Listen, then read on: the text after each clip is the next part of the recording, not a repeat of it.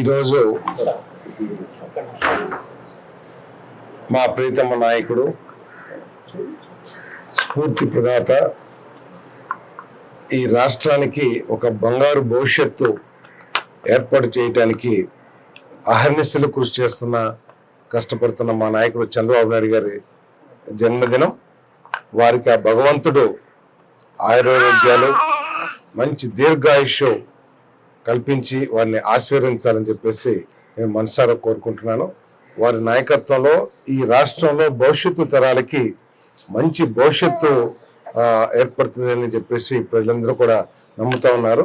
So అవన్నీ సాధించడానికి మరి ముఖ్యమంత్రి గారికి ఆ భగవంతుడి ఆశీస్సులు మెండుగా ఉండాలని చెప్పేసి ఆ భగవంతుని ప్రార్థిస్తా ఉన్నాను.